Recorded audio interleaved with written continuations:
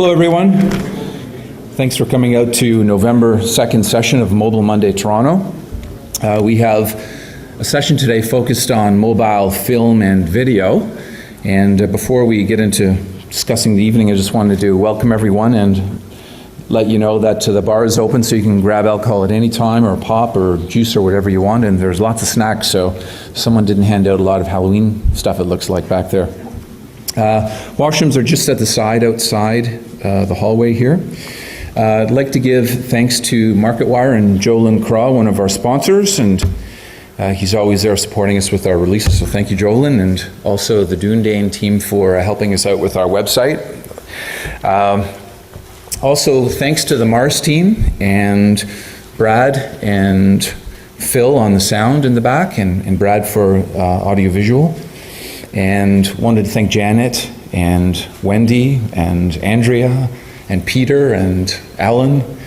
They're always putting on a great event, so thank you very much for that.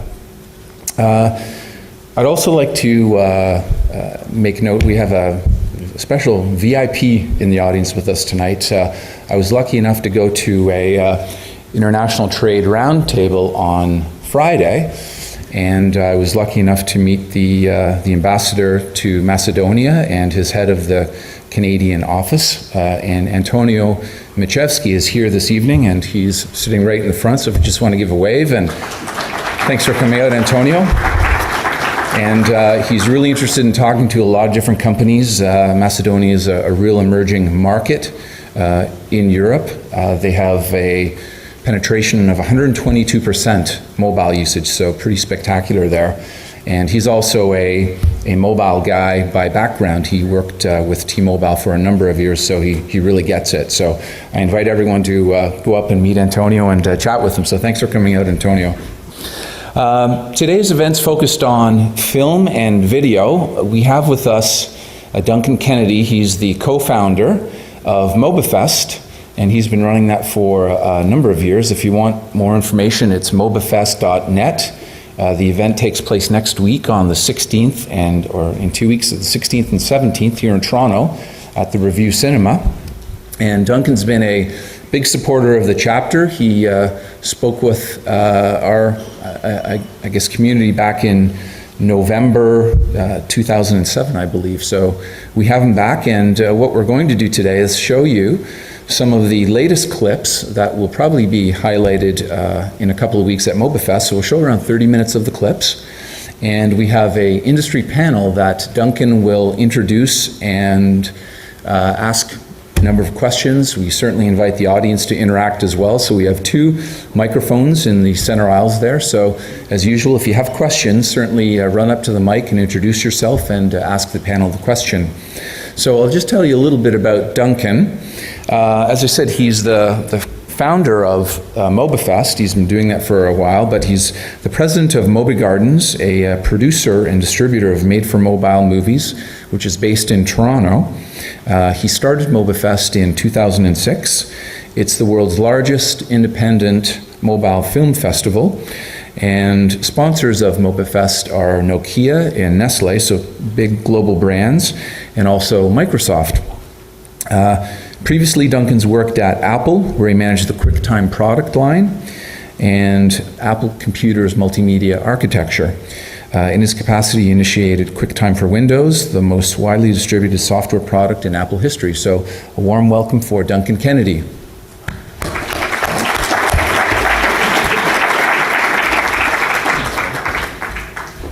Thanks, Jim, and thanks, Alex. It's always great to be here at these events, and it has really grown a lot since 2007 when you mentioned, I think that was the last time we did a presentation. It's amazing, and I think that has a lot to do with Mars and the folks here, so thanks very much to the people at Mars for all they've been able to contribute. As many of you guys know, video is now part of the mobile platform. There's about 200 million handsets with video on them. And a lot of carriers, a lot of handset makers have been thinking for some time, okay, how do we really make that happen? How do we monetize that? Well, there's different parts to that equation. One part is enabling the video, but another part is actually making sure there's content. And what does that actually mean, content? Does that mean taking feature films and putting them on phones so that you can watch them on phones, just making 200 million more TVs in the world. Well, that is certainly part of the equation, but tonight we're talking about a different part of the equation, and that is about the emerging business of mobile filmmaking and mobile film watching. One of the things that we've seen over the years is that people's attention spans are shorter and shorter. And it's kind of interesting to know that that's a worldwide phenomenon. And as we've seen that, we notice that more and more people are making shorter films that will work on multiple platforms. And that's exactly what we're going to see a little bit later on with the 30 minutes of films that we've selected. You'll notice a few things about the films that you're about to see. One of them is that they're very short. Another is that many of them were shot on mobile phones. Another is that for various reasons they're appropriate for watching on mobile phones, but as I mentioned, they're also multi-platform. So there's a few things to notice about these, and I'd like you to have a look as you're watching them and think about the characteristics that make these common. Another thing that's very interesting is the diversity of countries and content and plots that you're seeing in this emerging genre.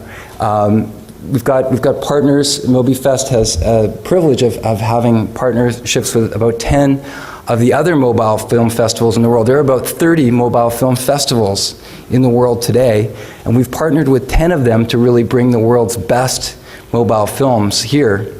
Tonight what we're going to see is a number of the winners from worldwide competitions.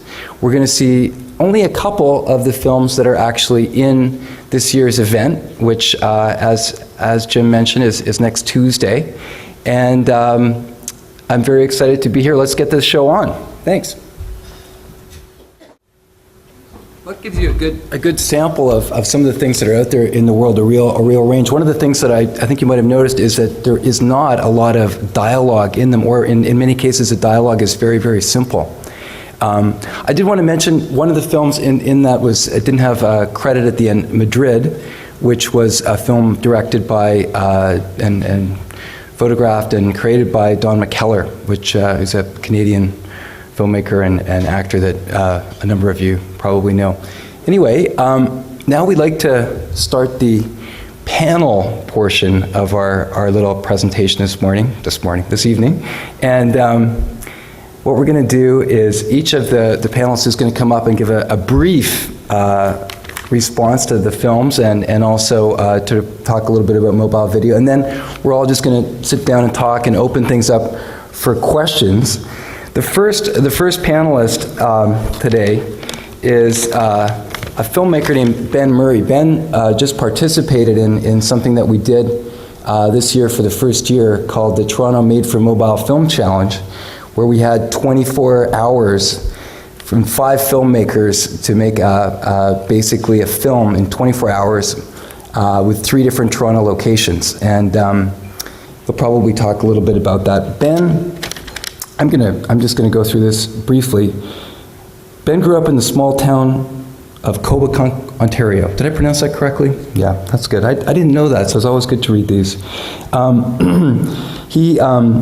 He is currently working as a director of business affairs at Serendipity Point Films and working on feature films including Eastern Promises, Fugitive Pieces, and Barney's version, which is in production right now. He is also a previous award winner with Mobifest and participated in the Mobile Film Challenge. Ben?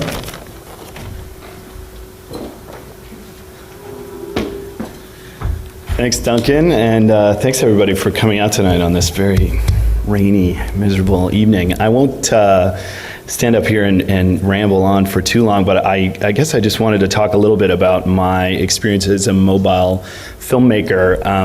I have to admit, I sort of became a mobile filmmaker almost by accident. I had been looking to transition from my previous job as a programmer at the Toronto Film Festival into making films, and initially conceived of this little thing that later I would go on to call the Monkey Trilogy, and it was literally this thing that I did on a whim at my desk at TIFF and started circulating to friends via email. And it took a very sort of organic, viral sort of path, and people in turn began spreading it on further. And a fellow programmer, a friend of mine, suggested that I submit to Mobifest. And I had some previous exposure to mobile filmmaking. We had just programmed actually the first set of Don McKellar's Imaginary Girlfriend films at TIFF in 2005. So it was something that was on my radar. But again, when I initially conceived of this set of films, the Monkey Trilogy, I, to be honest, really didn't even think of them as films, let alone mobile films. But as you see, and we'll show the first of them here in a second, the audio was recorded on phone, and a lot of the sort of presentation, when viewed, particularly on a mobile device, kind of worked well with this medium.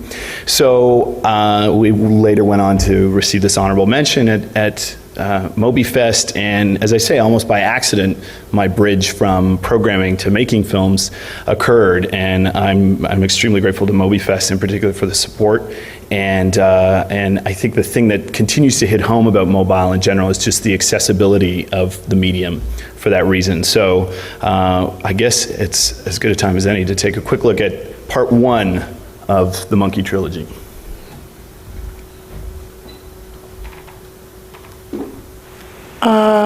Yes, hello. I live in a toilet and I need some bananas for my whip.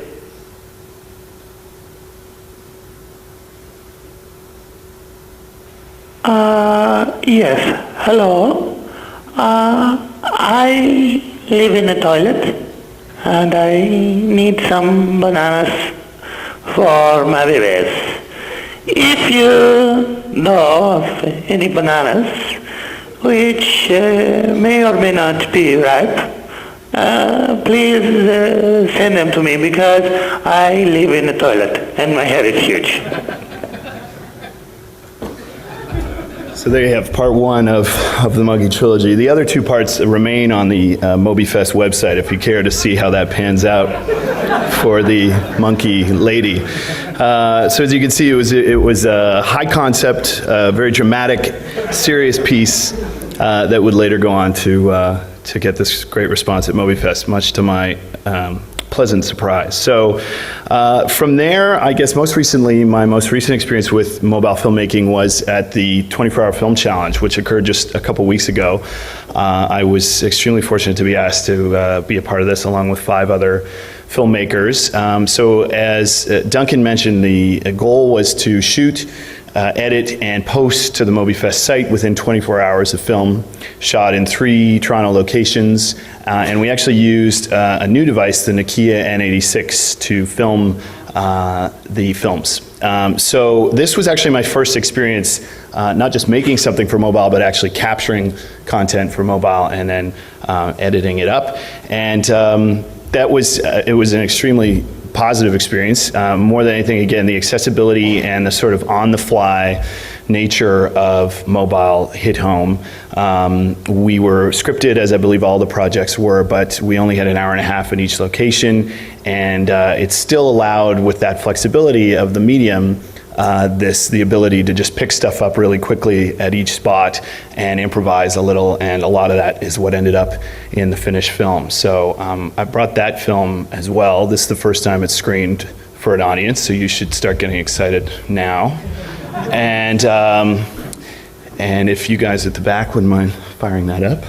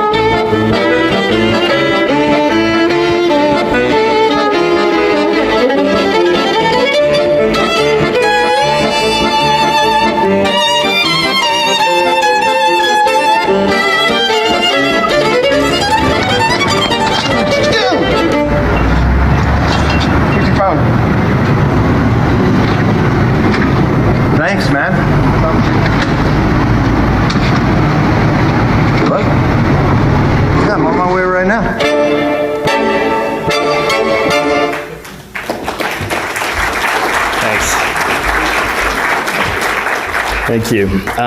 So there you have it. I mean, the N86 in particular allowed for a lot of freedom on the day and for shooting and capturing a lot of that stuff very much on the fly. I mean, I think it's probably, I mean, digital filmmaking obviously opened up the accessibility and immediacy of film for a lot of people, but I think the amazing thing about mobile is that it's literally a film tool in your pocket, both as for viewing and capturing.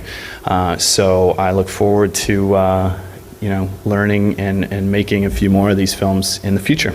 And that's me. So thanks.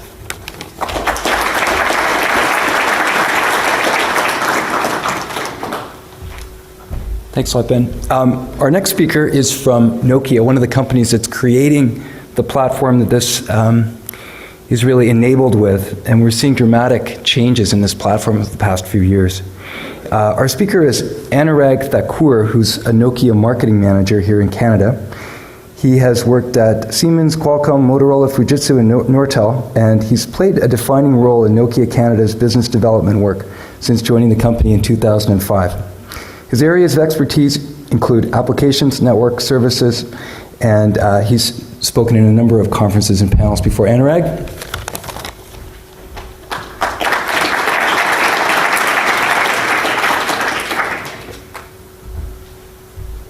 Good evening, everyone. So I'm just going to talk about a few slides which I have. I don't have any movies to share.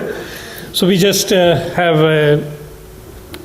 what we are into is just making devices to enable people to make content or to play content. So the first slide which I had was today we have devices which have VGA, QVGA going to wide VGA screens. So what's the future of high definition screens and content in the mobile space? So what are the use cases why the end users would need high definition today on the mobiles? So as everyone today is using high definition screens at home or even watching content from the cable or satellite, so even the content which you are able to make from your mobile device, like what Ben has made few nice movies there, so same could be transported, it could be put on your media server at home, you could have it on your PC, and on your mobile you capture it and then you upload to your server at home or to a website where you could share with your friends. So these are some of the use cases which are shown here, why you would need high definition video cameras in your mobile devices rather than capturing a separate high definition video cam as well as a mobile device. So it's the age of convergence where everything is coming together. Can we move to the next slide? So once you have captured the content, then how do we consume the content, whether it is from the mobile device or is on the laptop? Because you could even stream the content from your mobile device to the TV or to a PC. So either way, that's the direction where the devices are going to. And we will be having devices in the market space by second half next year, which will have these kind of capabilities. So you can very well imagine the content which is being made has so many use cases going forward. On top of the high definition, there is definitely one more thing which is missing is, if you go to the next slide, the HDMI interface, which is pretty standard in the TVs today. So then you can, today in the Nokia devices or any other devices in the market, there are TV out where you can plug the mobile device to the TV directly.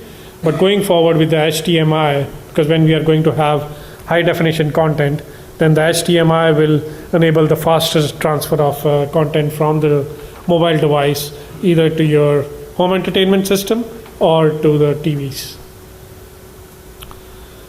So on top of that, what we are seeing is besides high definition, there is also going to be new features coming up in the cameras itself, so that video capturing and making of the movies is becoming more and more powerful even for the mobile devices. There is, of course, there is big talk about optical zoom, but there are a lot of challenges on making optical zoom on mobile form factor, because what's going to happen is the device is going to become bigger to capture, to be enabled have optical zoom in it. But in the meanwhile, what is happening in the digital zoom space is that it's becoming even more and more better, and it's not able to get the same kind of quality which we have with optical zoom, but it's getting there with the digital zoom, with the kind of portability you can have with a mobile device. So I guess that's what I had. If anyone has any questions, I'm here, and I can capture that later. Thank you.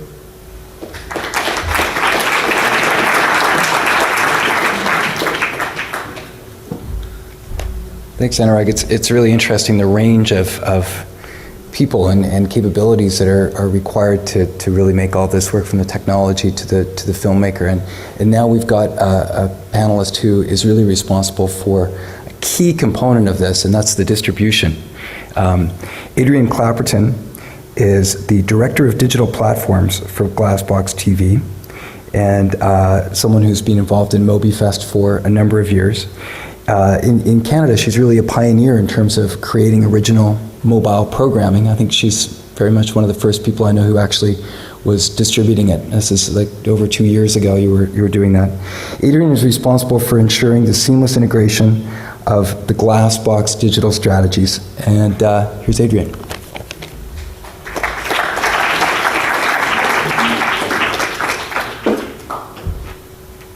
Hi, everyone.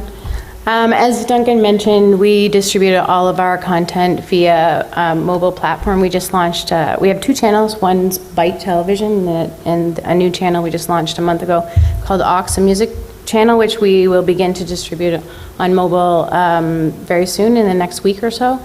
We produce all of our content with the mobile platform in mind, and while some of it doesn't work, we find that most of it does. We produce 75% of our content and acquire content, also films like Mobifest, and then distribute via carriers in the US and Canada, and as well some off-deck solutions. Next slide, please. I just sort of went over that overview. Sorry, I'm going to show you a couple of examples too as we go forward. Next slide. So as I mentioned, we produce all of our content with that platform in mind, and we do have traditional half-hour shows, and what we try to do is find something that's sticky and that we can take out of it instead of actually cutting up the content. We find that works well. We did start doing it that way. We also shoot exclusive mobile content, so I'll show you a clip in a little while. We just produced a show called West 49 Ambition Skate Camp, where we actually send digital crews up there to shoot companion content or exclusive. As I mentioned, our content's available on every wireless carrier in Canada and in the US, and also with some off-deck solutions. Next slide. So this piece of content I'm going to show you is actually something we take out of an hour-long show, a weekly show we have on Byte called The Surf. This is called The Surf Soundcheck. So this is an acoustic performance in studio every week, which we remove and then distribute on the mobile platform. So if you just play, I won't play it all, it's 4 minutes, but we'll play a little bit of it so you can see.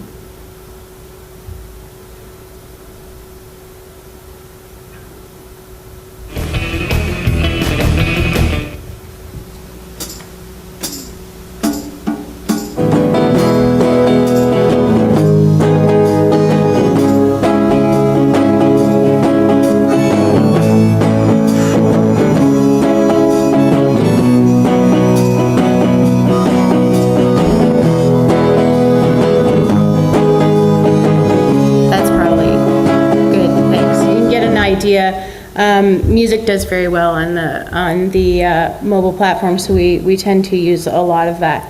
This is a clip that we specifically produced for mobile as companion content. As I mentioned, Ambition Skate Camp, so this is exclusive content. You won't see it actually on the show, and only via the mobile platform. So we can play that clip, please.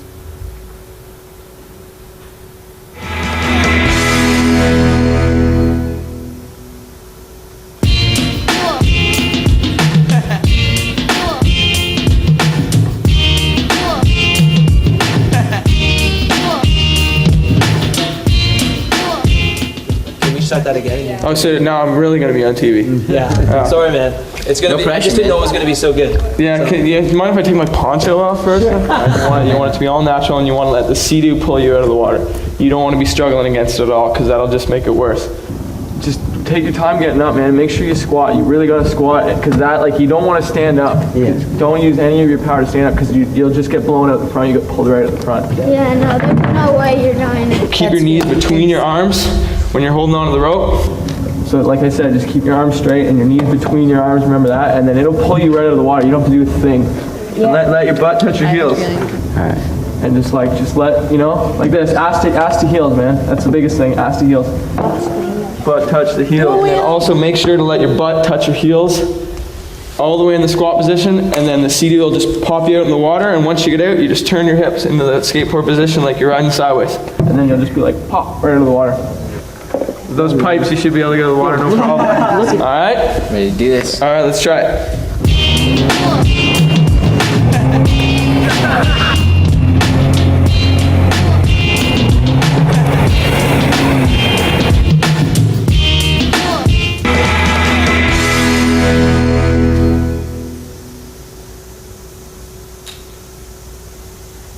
You can go to the next slide, please. I'll just speak a little bit to growth. Glassbox been distributing, as Duncan mentioned, on mobile for over 3 years, and we've seen a constant, a steady growth. It's a situation now where we feel we don't sign deals with carriers or aggregators, but have to look at other options, off-deck solutions and that type of thing, and that's where we're actually seeing growth. We're adding the aux content, as mentioned, and music content does very, very well, and we're excited to see what'll happen with aux content too. Next slide. So just to recap sort of what we think at Glassbox in terms of distribution and mobile content, is that we do know that people consume this content, whether VOD is necessarily sustainable, but we do know that the need for unique and compelling content is definitely something that is there. Growth in Canada seems steady, but we do see places like Asia Pacific and Europe doing, seems to have larger growth. So there's lots of room to increase in Canada, and we hope to help do that. The possibilities outweigh the limitations in that we see these fantastic new handsets, so the experience is getting much better to consume this content, so that's going to help this market explode. And we feel at Glassbox that if you can replicate the television experience as closely as possible, or if we move towards that, that's where we're going to see this more uptake in content, and we'll see it get much bigger like in those other markets as mentioned. Feel free to come talk to me after if you wish. Thank you.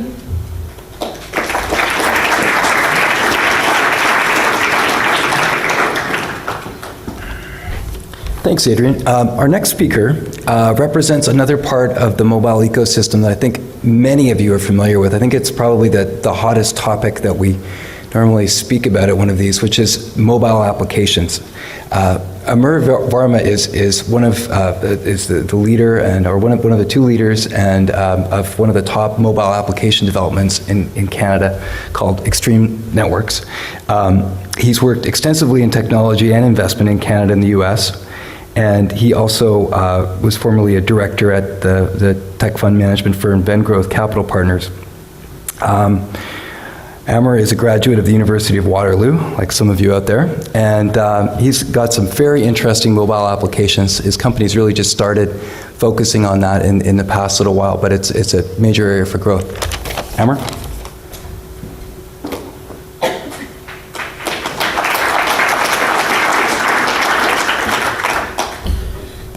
So a couple questions. I always find it's much more informative when these are interactive. Who here today has a digital video camera? Put up your hand.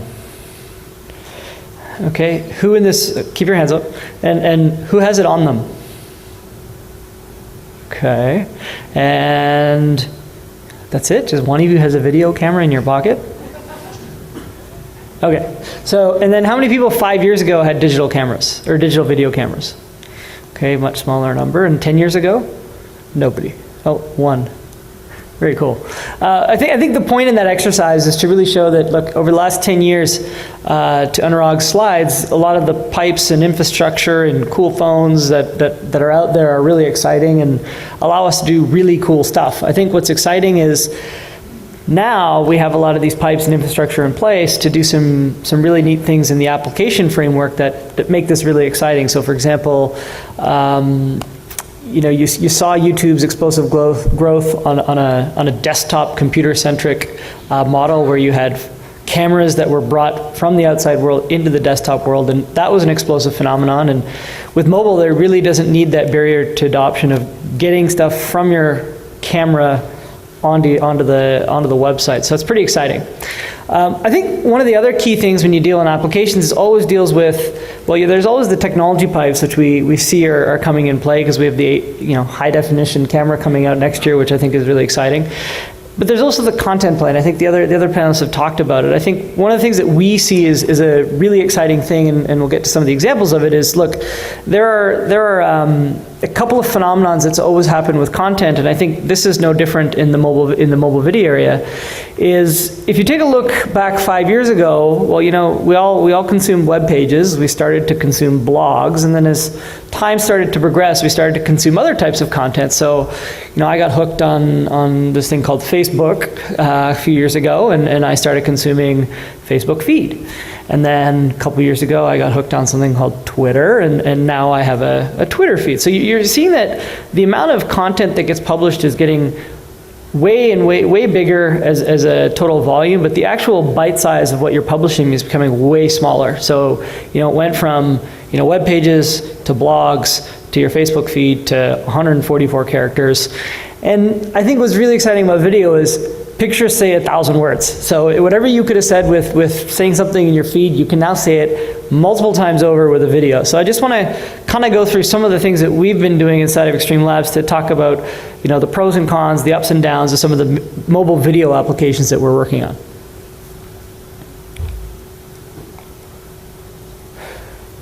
So I think some of these items have all been covered. So I think mobile phones, digital video recorders that are phones is quite pervasive. I think 200 million was the number thrown out there. I'm sure that number will skyrocket next year. And I think one of the things about video is it's interactive. We sat here, though it was a one-way broadcast, we kind of all were excited as a group and kind of were entertained. And really, it's become a social thing. So it's not just content to be sent one way, it's content to be shared, content to be discussed, content to be compared. So some of the other things that I think are interesting is there are some issues around some of the application development. And is anybody in here developing mobile video applications as we speak? Okay, a couple, yeah, a few of you. Anybody interested in doing such a thing? Okay, a few more of you. So it's a good cross-section of the room. So I think we can talk a bit more on a later stage about some of the costs, some of the networks, some of the devices, some of the storage, some of the things that you should understand and be aware of before you get into that. So one of the neat things is, anybody here a basketball fan? Just me? Okay, so the NBA launched last week, and I think season 2009, 2010, and I think one of the exciting announcements was they came out with a series of mobile phone applications, and they were specifically geared at smartphones to share the excitement of the NBA, the content of the NBA, and for free you can get scores, you can get profiles, but if you pay, you can get a league pass, which gives you access to every game that the NBA is playing on your phone. It gives you access to highlights, which anybody who's a diehard NBA fan knows they can only get on NBA.com, and now also your mobile phone. So this is something that we're pretty excited. We worked directly with the NBA to do that, and I think that's something that's pretty cool. One of the things that I think is neat here is this is now professional content, not really user-generated content. So there's some nuances around that we can explore in more detail in the panel. And there was some digital rights management stuff that you should think about if you're doing digital content. If I do download the video and it gets cracked, who's on the hook? And I'm sure the distribution folks are well versed with this, and it was a bit of an eye-opener and lesson learned for me. So I thought it'd be a good topic to kind of provoke in the panel. But one of the more exciting things outside of professional content is really user-generated content. So here's taking a mobile video themselves. Okay, so very good, about half. Okay, so, and where have you uploaded the content? Typically, it's gone to, one of your social networks, it gets lost, it sends an email, an MMS. I think one of the things that we're really excited about is one of the projects we worked on called Flapper. Anybody heard of Flapper? Okay, it hasn't been released yet, so you probably don't know about it. It's pretty exciting though. This is kind of the user-generated content, the real-time content, and it has a much more, I'll call it interpersonal feel, because it's less about me watching NBA clips of LeBron James, shooting from half and scoring. It's about something that inherently I care about. So, members that I'm close to in my address book would be, my brothers, my sisters, my parents, my friends. And really, if there's an event that we have where we're able to show it, that user-generated content on YouTube that you really don't care about because it's somebody's dog jumping over a barrel. Not really exciting, but when it's your dog, or it's your friend's dog, or your family's dog, that's actually exciting to you, and I kind of use that as an example, but it's actually quite true. So I think what we're excited about here is this is an application that's really changing the way that people can, create a Facebook feed. Instead of it being words and pictures, it's just videos now. So you can get your message across in videos, and you can really get excited, and spend some time to go through it with your friends. Anyways, we'll get into more detail, and I have it on my phone if anybody wants to see it. I think it's something pretty neat, and the engagement level is super duper high. So this is something where if your friends are sending stuff back and forth to you, you're going to spend some time on it. I think I'll show it to you, and you'll get pretty excited. So some of the quick conclusions we can carry on in the panel. Really, the 3 bullets are, hey, look, mobile phones are everywhere, and most of them have video. I saw a bunch of people taking some videos earlier. Who here has ever trimmed a mobile, or whoever's trimmed video? Has anybody ever trimmed video? Okay, 5 years ago, did you trim video? And who learned this year on their mobile phone to trim video? Okay, so I'm kind of probably up. Okay. The other thing that I think we should be conscious of as we do mobile apps is, I know you guys are key with this, is content from professionals is still going to be king. That's going to be a lot of the consumed content, but there still are other neat things as the distribution partners will tell you. And this is a major growth opportunity. Anybody looking at it, we're really at the start of the ecosystem, and as time progresses, you'll start to see some things that you said, hey, I saw this happen in the mobile or the browser internet. I saw this happen in the movie distribution business. I saw this happen in social networking. You'll see all of these things come together, and I think a year from now and 18 months from now, when we sit back and talk about this, you'll be like, hey, that was kind of obvious. I knew it, and it happened. So I think that's what we're pretty excited about, and more happy to share my thoughts and comments with anybody.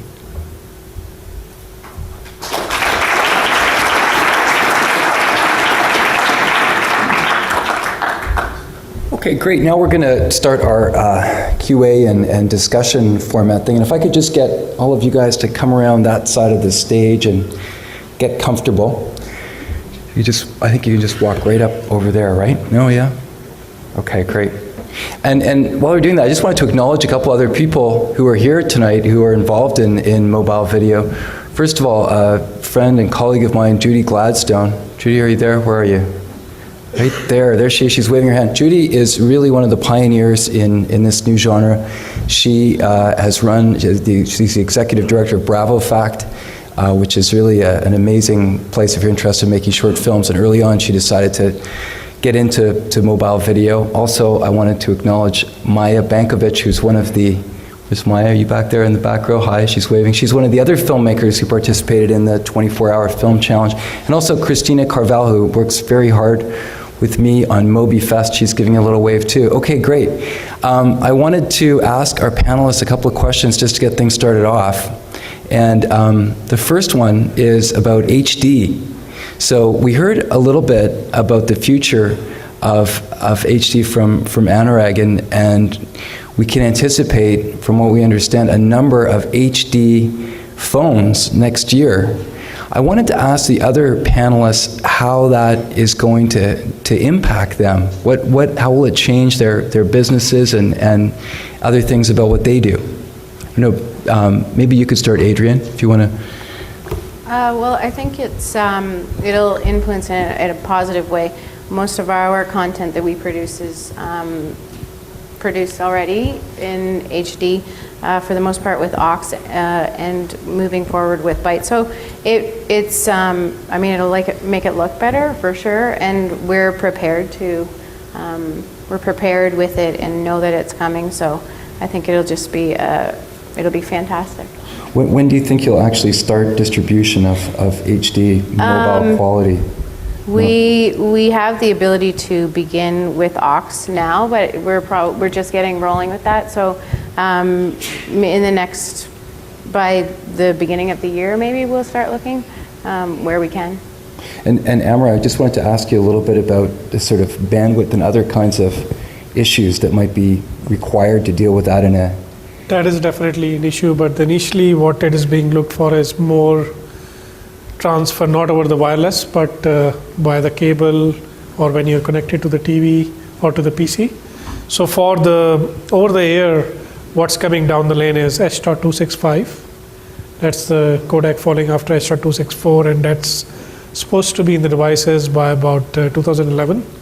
That will really get it where it needs to be, so that the pipe which is available over the wireless is able to transfer that. So you think H.265 is actually going to be a bigger standard than HD?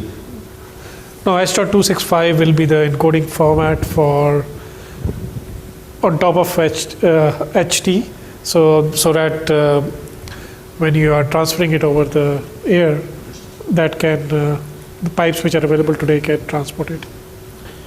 How about you other guys? How will that impact you? Yeah, I mean, as a creator of content, I think it's extremely, more is better in terms of high quality content and the idea of shooting high quality video, and then if the bandwidth supports, having the ability to both cut on the phone and then post immediately, a high quality image or video. The more the merrier. I've fooled around a little bit with a flip camera and the immediacy of that, similar a lot to the mobile, but again, consolidating and having the ability to not just shoot, but maybe edit and then in turn upload in one device is really appealing for sure. Well, let's just drill down on that for a second. Editing video on a phone, is that something that you as a filmmaker can actually imagine yourself doing, or is that something that the manufacturers are hoping that you'll do, or do you really think that you'll be doing that? Yeah, I mean, I think in the context of something like the 24-hour film challenge, it would be really interesting to maybe do like a condensed, even more version, of like a 12-hour challenge where you have to shoot and edit and just really consolidate everything to the phone. I just think that immediacy, even if it's just editing a specific clip in some form and trimming, which I think the iPhone has the capability to do now, or doing like a complex kind of drag and drop narrative and doing something like that, that would be extremely appealing for sure. And being able to cut together a little story that is pieced together and then maybe pulling from your music that's already on the phone to set to it, just again, the notion of consolidation I think is really exciting. Emma, how about you? Well, just quickly, I think the concept of HD is awesome. I think everybody would love to watch HD content on their phone. I think there's one group that's a couple years behind the times, and it was a big problem with the NBA project was how big are the pipes? How fast can you get content to the phone? I just don't think we're there yet. We've got, Wi-Fi is awesome. Wi-Fi, you can do it. You're on a 2G network with a BlackBerry Curve, which I see a lot of people have in their hands. Pretty tough, not going to happen right away. It'll take a bit of time, there'll be a bit of lag, but I think a lot of the short-term gaps and fixes we see in television where there's some frame formatters and some of those kinds of concepts will be there for now on a lot of the streaming stuff, but any content that's downloaded I think is for sure viewable on a lot of the devices in a I'm not really a video file person, but I'm getting very good feedback from people who really have that eye and say, hey, it's actually quite good. So mostly a question for Adrian and Ben about where things are going to go in terms of people actually watching. I'm interested in everybody's opinion on this, but is the mobile as a platform primarily another TV, or is there going to be something different about the kind of content, especially video content, that people are watching on that? Do they have different expectations? Adrian?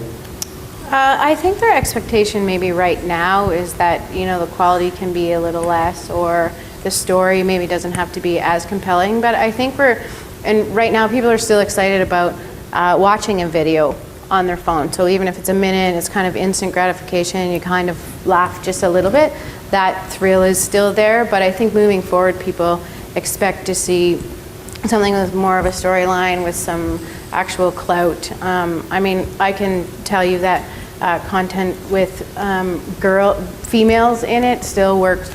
We still make money. Can you tell us what percentage that is approximately? No, you don't want to reveal that. No. But but I think it's moving forward. I think people expect a little bit more, and that it will still be there, but I think there's a need for something with more story. And I do think that the TV experience is what everybody wants, and they want it, they just want it in their hand.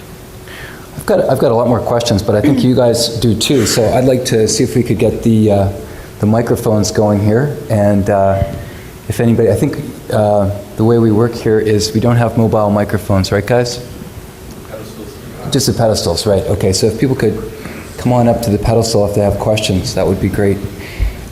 So just to move on, I wanted to get some more thoughts from folks about whether this whether the use of the phone is going to be something about, is it just a TV-like experience, or whether it's actually going to be something different. Ben, what do you think? Yeah, I mean, I think some of the more interesting films in the program that we saw are the ones that embrace the form of mobile in a kind of interesting way, either like the physical trapped in a phone kind of situation, or the sound, or different elements. So I think it still is a relatively new medium, but I think it'll be interesting when things kind of converge a bit, and that sort of TV model maybe starts to merge with the some of the elements that are inherent in the form of mobile or specific to mobile.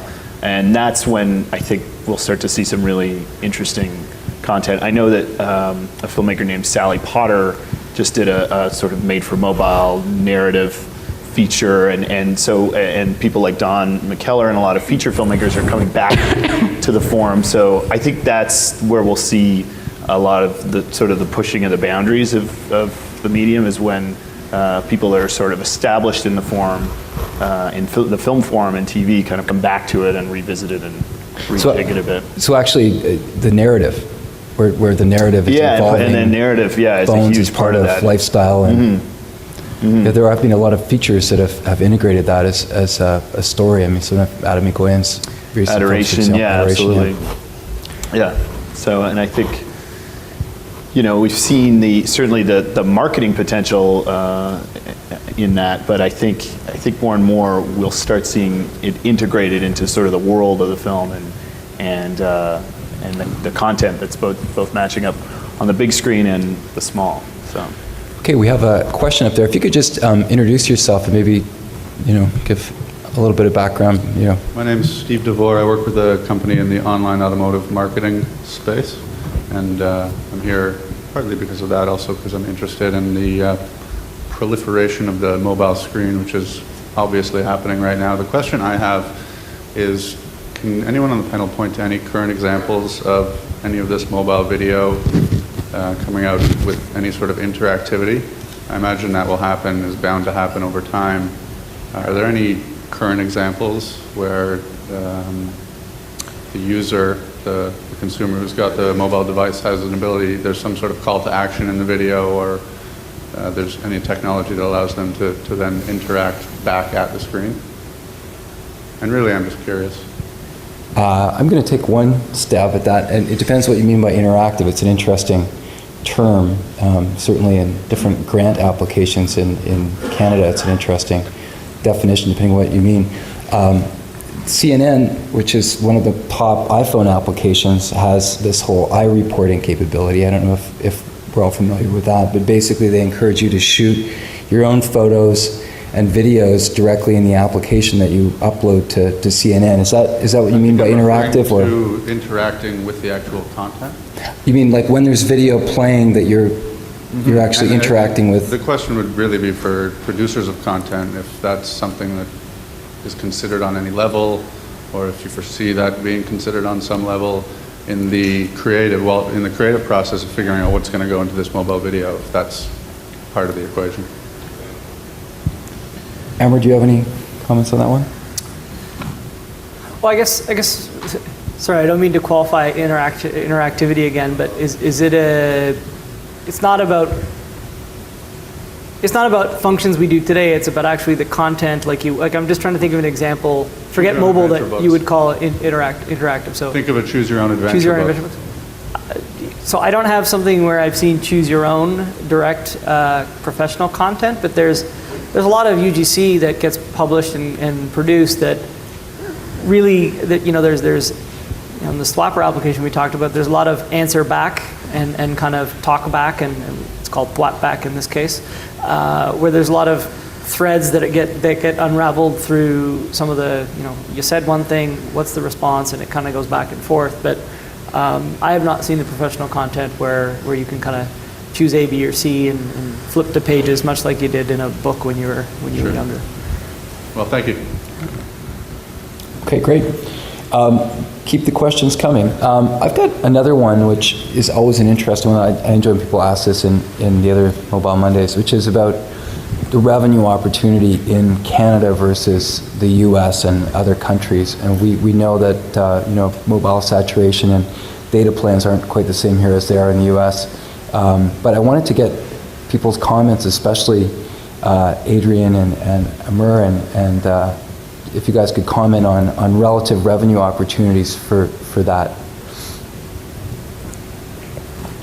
Sure. So we're working with a couple of pretty clever clients that have a North America strategy. So there's the classic one-time purchase of content, and you kind of pay for what you consume, and then there's the great one where they hook you every month for a subscription and service, and you're it's much like your cable company. So I've seen both. In terms of comparing the opportunity, it's a numbers game. Obviously, the U.S. is a bigger market, given the way the carriers actually have competition. They're actually more conducive to having really good offerings, much more so than we do here. But the two people I'm thinking about, they're actually local companies that are working with some of the carriers, have a big library of everyday content you've consumed, and actually, I'm signing up the second it goes live, kind of thing. So I'm actually a buyer of this content, and I don't buy a lot of content online. So I think the interesting opportunity for revenue is starting to look forward to branded entertainment and looking at sort of off-deck solutions, and not so much the VOD model. That's where I think things are going to change pretty significantly. I don't know how much revenue is that you actually can make at this point in Canada, really. But I think the interesting moving forward will be branded entertainment and ad-supported, a completely different ad-supported model of some kind. Okay, great. We've got a couple of questions. Go first. Hi, everyone. My name is Ray Newell. I'm the CEO of a company called Jigsaw. We're a startup here in Toronto. We create software that makes mobile video work on basic phones in emerging markets. And our primary market right now is India, but we are, I emphasize, a Canadian company. And anyway, my question for the panel is, I've heard a lot of your views on content as it applies to tastes here in North America. My question is, what type of content on a mobile handset do you think will resonate with interests in emerging markets? Do you think it's going to be the same type of content that we've seen today? Is it going to be different content? Do you think there'll be different business models attached to it? I'd just love your comments on that. Okay. I'm just going to comment briefly. It's interesting that submissions that we received for our Mobile Film Festival, but the 200 entries, the proportion of entries that we receive now from South America and Eastern Europe has increased dramatically in comparison to the US and Western European entries. And the judges consistently want the finalists to be those entries. They seem to get it in a way that we don't necessarily, and it's interesting to see the way that's evolving rapidly. Probably will increase with these HD. Well, they use the tools more, right? They use them more because they don't have others that they can rely on. So we've seen the same thing. But yeah, I'm just wondering whether the content tastes would you especially the ones on the panel in the content business, do you view tastes to change depending on where in the world you are? I mean, from a creative perspective, I think like anything, you want to strive for the things that really resonate are those things, that are a universal story in some way. And I think, again, we saw some good examples in the program. I think you're right. I mean, I think we're lagging behind large parts of the world in this. Brazil in particular seems to be, I know from your site, Duncan, a huge, pioneer in mobile in particular, and obviously Asia, Southeast Asia. But yeah, I think from a creative sort of point of view, it's just about striving to make a story or a narrative that's as relatable and as universal as possible. And again, it may take the form, like you said it as well, Duncan, about that I think lend itself to the physical realities of the medium, like maybe not as much dialogue, stuff that's sort of borderline, silent, and and a lot of the animated work I think we've seen works in that way. So, I mean, from a sort of creative perspective, I think that's what it's about. But maybe some of you guys can speak to the more commercial elements. Yeah, I tend to agree that as long as it's relatable sort of across the board. Information is one of the types of content that does very well, whether it's your sports scores, your news, the weather. Sports content can speak, there's no dialogue. Exclusive sport content is huge on, and as well as music. So I think if you look at it in, just like Ben said, in the sort of how relatable it is, it's interesting, but I don't know, but it is interesting too. I'll make a very quick comment. One is I would ask the question back to you knowing you're an expert in this. But secondly, I think if you look at some of the other mediums that have come up before video, like text messaging and basic things, I used to spend a lot of time in Japan. There was the joke of the day. And those models will definitely change country by country based upon what people are interested in. And people just have different tastes around the world. Joke of the day works in some places. It didn't work in others. Right. And the list kind of goes on, and I'd actually love to hear your take on it, because you're living, breathing, and eating it. So I am, and it's a genuine question, because we're in India, and that is our primary market right now, and it's pretty much a 2G market. It's 2.5G. There's really no 3G yet there. Everyone carries around Nokias largely. Nokias rule that market. We see very few high-end smartphones. Literally, we are one of the first companies to come into India and enable video as a content, as a media on handsets that's transmitted wirelessly. And so we're seeing things open. We're seeing, we're experimenting with everything from Bollywood music videos to cricket to, you name it. I'm just trying to use our knowledge now that we're so much more advanced than those countries, because really we are. What do we project they will do? I mean, I know there's different dynamics and different variables at play, but anyway, yeah, it's up in the air right now, Okay, great. Thanks. We have another question over here. You've been waiting there patiently. Hi, my name is Roop. I work for an IT software company as well, but we actually do something a little bit different. So we're thinking about investing some resources in mobile application development, and to be honest, we're not really sure where to start. So it's a monetization question, basically. If you guys were looking at trends, where would you guys kind of invest resources in terms of mobile development? Is that general or specific to mobile video? It could be mobile video. It could be general as well. So both, are good. I think we should let's narrow it to mobile video, so that's Sure. our thing tonight. Yeah. Maybe Anurag, you want to take a shot at that one? So one platform or development platform which is becoming quite prevalent on all the devices coming across is web runtime widgets. So if you could develop a widget which could tap into the video content in the back end, that would be plus web runtime widgets are very easy to develop.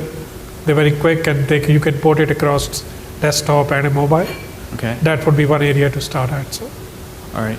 Could I hear from Amar as well? Yeah, sure. Are you? Do you guys develop products, or are you guys a services business? We do both, actually. You do both? Okay. Yeah. Well, hey, working on something that's cross-platform is always kind of exciting, and you know, the number of times I get asked, hey, if we can do it on this phone, can we do it on that phone?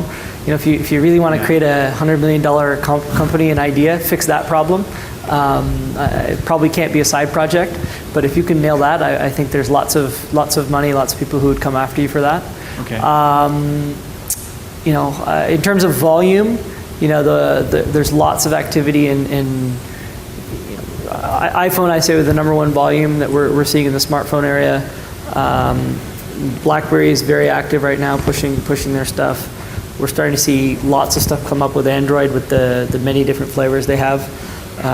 You know, Microsoft, Nokia are having a big push with their store launches, and you know, that's kind of the order in which I'm just thinking of out loud what I'm seeing out there. Okay, thank you. Okay, thanks very much. Next question, please.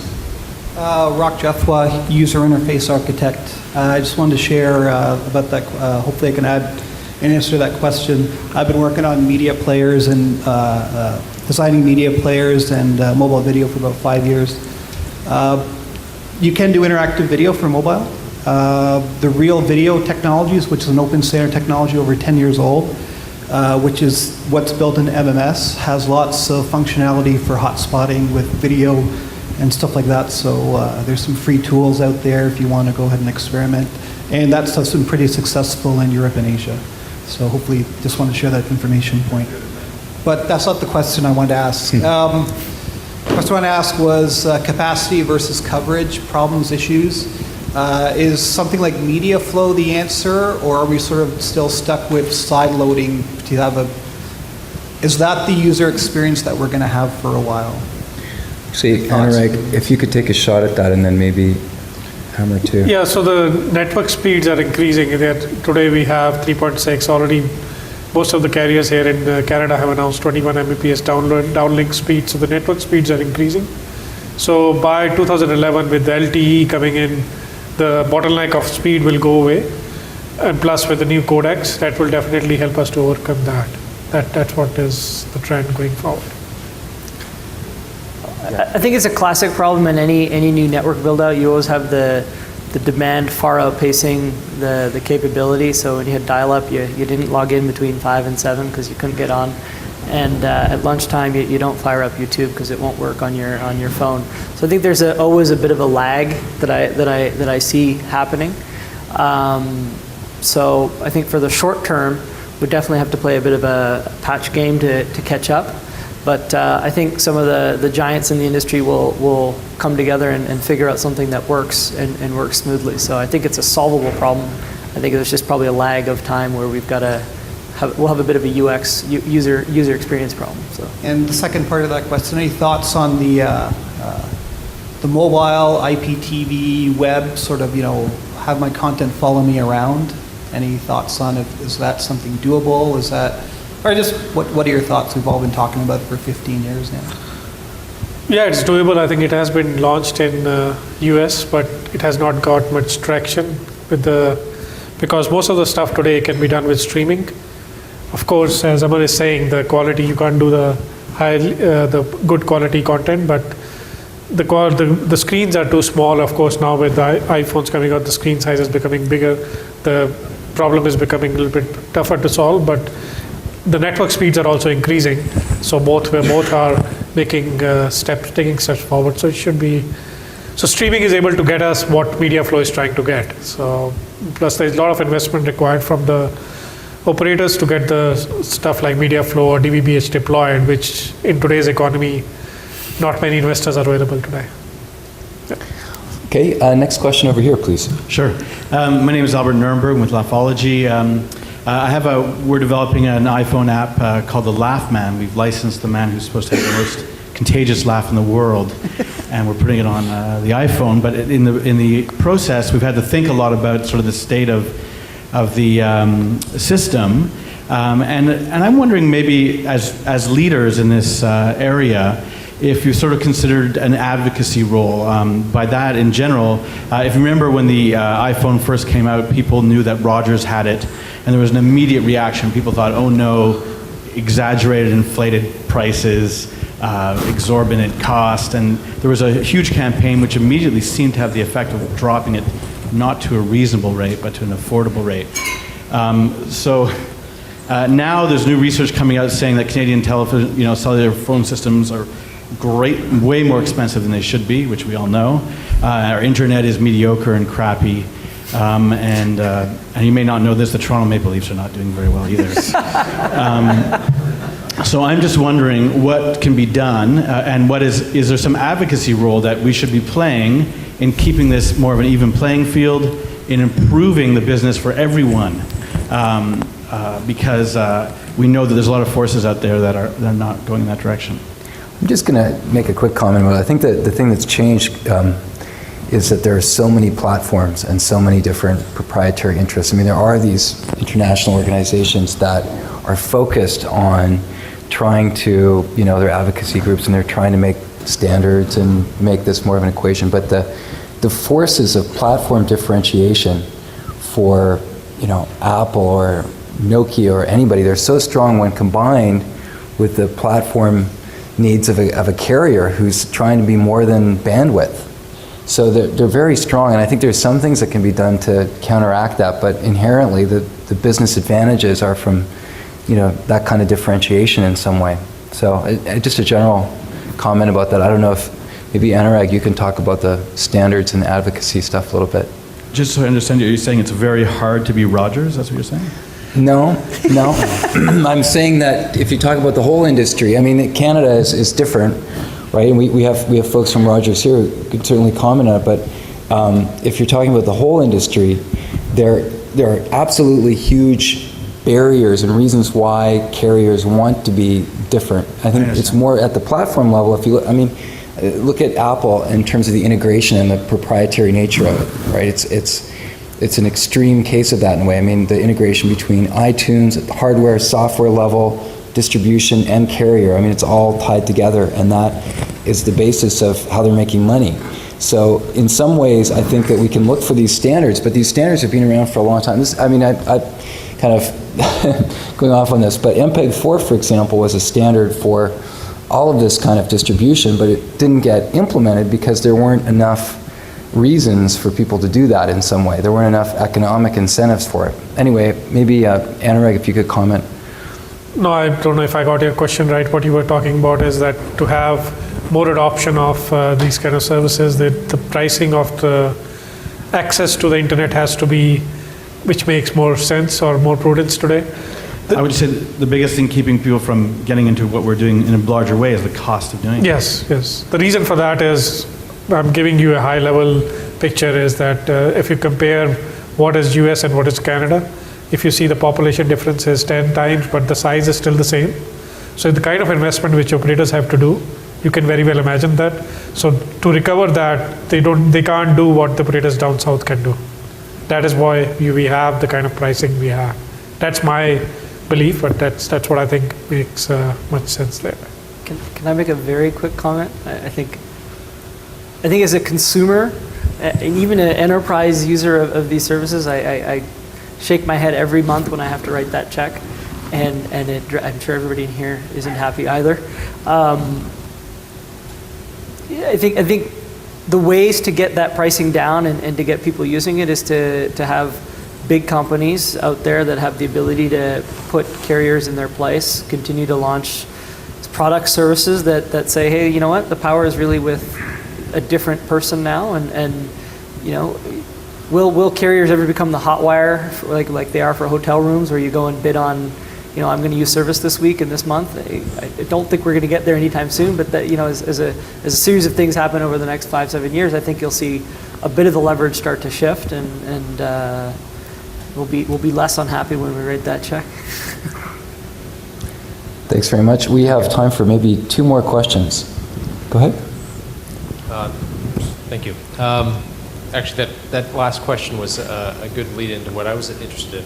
My name is Cameron Norman. I'm a researcher at the University of Toronto, And I do, my research team looks a lot at young people, youth and technology. And I was thinking, particularly with all these tools and technologies we have out there, one of the real big benefits we have is with user-generated content and being able to distribute stories and that sort of thing. I mean, Twitter and so many of those mediums are fueled by that. And if you look at what's on YouTube, what gets fueled is a lot of user-driven content as well as some proprietary content.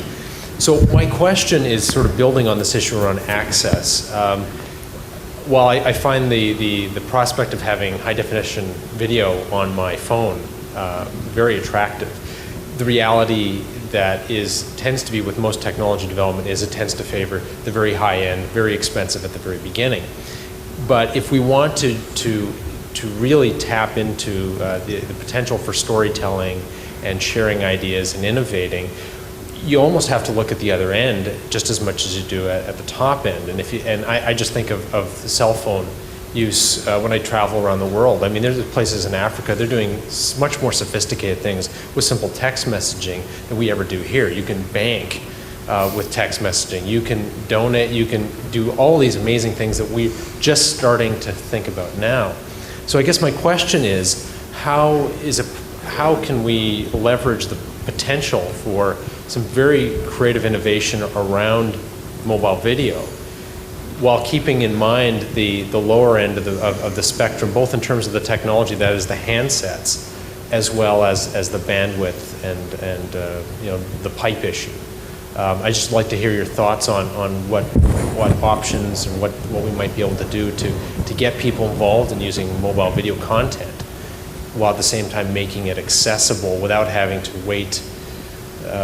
Is there an alternative? Let's go to Ben for that. We really? Ask, yeah, why don't you throw something out there? We're going to get back to the content. Wow. Yeah, why not? Well, I mean, again, I think from a sort of I'm trying to come at this, I guess, from sort of a storytelling or a again, a creative perspective. And again, for me, I think it comes back to this universality issue. And it's always, I think the more people tend to think about something like that, the further they get away from it, so it can be dangerous. But I think, again, finding these narratives and means of using the content, and I think what we'll maybe start to see too is like a cross-platform thinking about it in even the context of mobile. So in a particular narrative may use all of these forms that are available to it, like the HD quality video and maybe a text component. And I think that's something really interesting from a storytelling perspective, is embracing all of the elements that are kind of available to you within that mobile device. So, I think more and more we'll maybe start to see content that has that spectrum of kind of accessibility and levels within it, and one person may be able to access it on a kind of text message interactive level, and then the same content sort of accessed on a video sort of front. But that's just throwing it out there. I don't know. Okay. And any other? So it's really about a universal kind of notion of content, so that if you can get some standards together on the communication side, such as with Chaseism in your film, you aren't using it's something that can be understood without language. So is that? Yeah, and it was, I guess, too, about embracing maybe some of the. We knew that, no offense to the device, but that the sound recording, we didn't want something that was dialogue heavy, because particularly shooting in some of those locations, we were worried about, sound making sure the dialogue was actually audible and understandable. So that played into the thinking a little bit with the story. What can we do that has minimal dialogue? And I think as people again start to think in those terms, and the form and the technology sort of drives the content, I think that's when it's really working. So. Okay, good. Any other comments on that?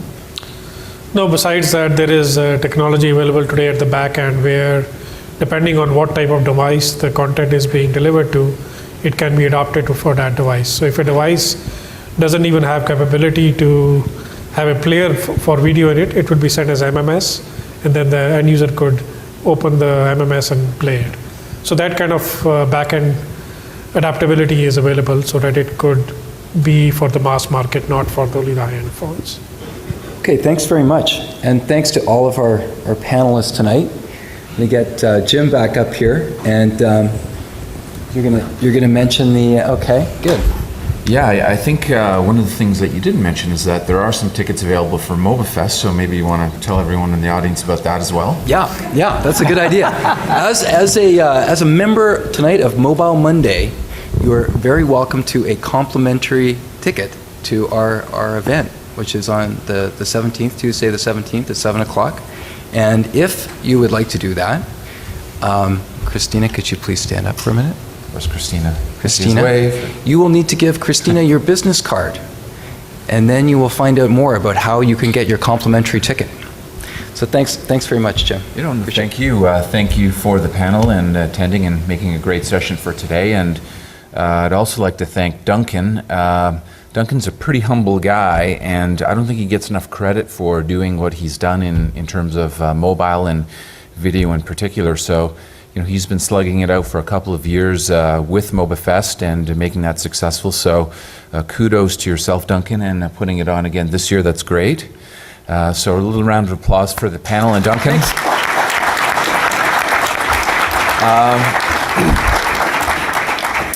Just like to talk a little bit about the December event. We kind of segued towards the end about competition, which is always really good. Was anyone here for the event in December last year? Hands up, anyone? Okay, Anne-Marie at the back and Rock. Does anyone remember who spoke December last year?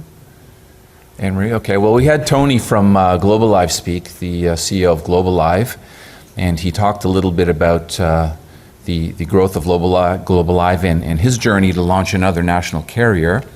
And he'll be back in December on the 7th to speak with us. And given what's happened over the last week, he'll probably have some more interesting stories to share with everyone about competition and the government and all that. So we're pretty excited about that. And I think that'll be the don't miss event for the end of the year. So mark that down in your calendars for December 7th. So on behalf of Alex and myself, Alex, maybe give a wave.